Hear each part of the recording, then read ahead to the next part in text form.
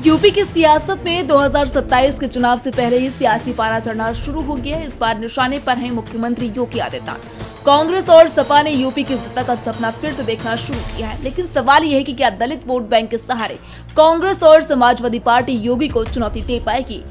बहुजन आंदोलन के संस्थापक कांशीराम की जयंती से ठीक पहले कांग्रेस नेता राहुल गांधी ने बड़ा दांव खेला। उन्होंने केंद्र सरकार को चिट्ठी लिखकर कांशीराम को भारत रत्न देने की मांग कर डाली।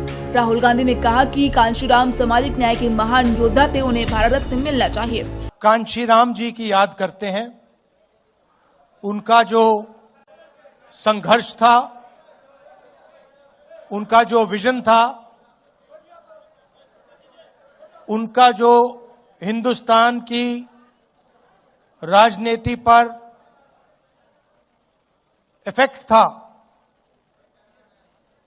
उसको हम याद करते हैं और दिल से उनका धन्यवाद करते हैं। तो वहीं राहुल गांधी के बाद सपा प्रमुख अखिलेश यादव ने भी बहुजन समाज पार्टी के संस्थापक कांशीराम को भारत रत्न से सम्मानित किए जाने की मांग की है। समाजवादी पार्टी के मुखिया अखिलेश यादव ने कहा कि मान्यवर कांशीराम जी और समाजवादी पार्टी ने एक समय मिलकर देश को दिशा दी थी। मान्यवर कांशीराम जी को और समाजवादी पार्टी ने एक समय पर मिलकर के देश को एक नई दिशा दी थी।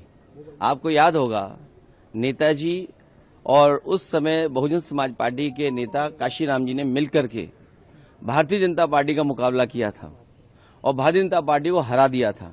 उसी के बाद भारतीय जनता पार्टी अपने हर कार्यक्रम में बाबा साहब भीमराव अम्बेडकर जी की तस्वीर ले आए। आप पता करिए ये बात। तो माननीय कांशीराम जी के जो रास्ते पे चलने वाले लोग हैं, उन पर जीवन भर उनके साथ संघर्ष करने वाले लोग हैं, वो चाहते हैं उनको सम्मान मिले, भारत रत्न मिले। उसी पक्ष को हम भी उनके साथ खड़े होकर के कह रहे हैं। तो वहीं बसपा सुप्रीमो मायावती ने ऐसा पलटवार किया कि कांग्रेस की पूरी रणनीति हवा हो गई। मायावती ने साफ साफ कहा कि जिस कांग्रेस ने दशकों तक देश पर राज किया, वही कांग्रेस बाबा साहेब भीमराव अम्बेडकर को भारत रत्न देने की हिम्मत तक नहीं जुटा पाई, तो वो कांशीराम का सम्मान कैसे करेगी। मायावती यही नहीं रुकी, उन्होंने कांग्रेस और समाजवादी पार्टी दोनों को कटघरे में खड़ा कर दिया।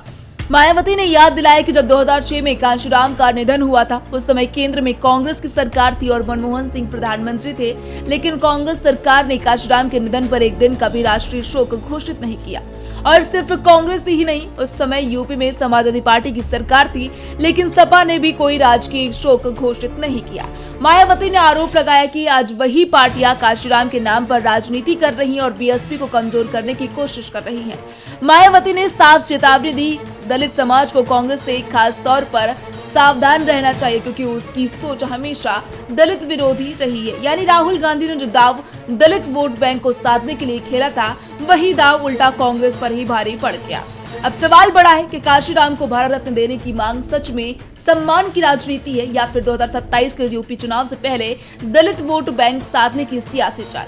क्योंकि सच्चाई ये भी है कि उत्तर प्रदेश की सत्ता तक पहुंचने का रास्ता दलित वोट बैंक से होकर गुजरता है और शायद यही वजह कि कांग्रेस और सपा अब उसी रास्ते पर चलने की कोशिश कर रहे हैं। लेकिन मायावती के इस करारे पलटवार ने कांग्रेस सपा की पूरी रणनीति को झटका जरूर दे दिया है। अब देखना ये होगा कि 27 की सियासी जंग में दलित वोट बैंक किसके साथ जाता है, कांग्रेस के साथ या फिर मायावती के बसपा के साथ। और सबसे बड़ा सवाल, क्या योगी आदित्यनाथ के सामने विपक्ष का यह नया चक्रव्यूह टिक पाएगा या फिर यूपी की राजनीति में एक बार फिर योगी का ही जलवा देखने को मिलेगा।